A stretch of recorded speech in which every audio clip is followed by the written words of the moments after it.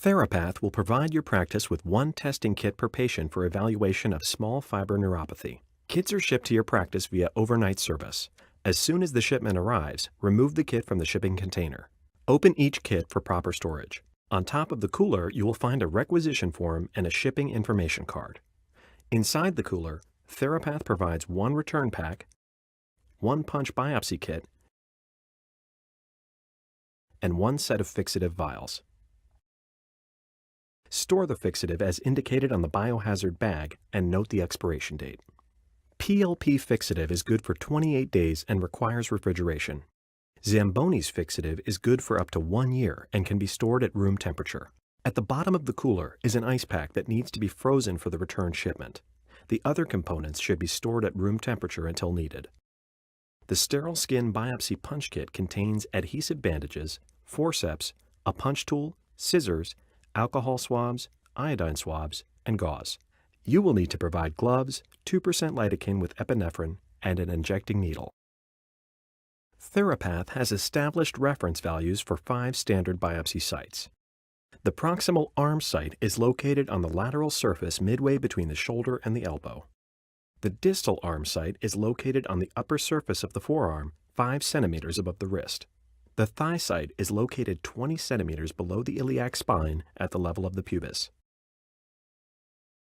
The distal leg or calf site is located 10 centimeters above the lateral malleolus.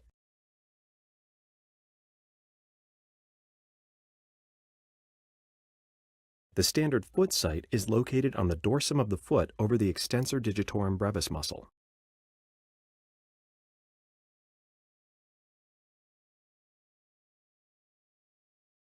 Prep and clean the chosen biopsy sites with the supplied alcohol and iodine swabs. After cleaning the biopsy site, you will use the lidocaine and injecting needle to numb the patient. Inject the lidocaine into the subcutaneous tissue surrounding the biopsy site. Keep in mind not to inject the needle through the biopsy site.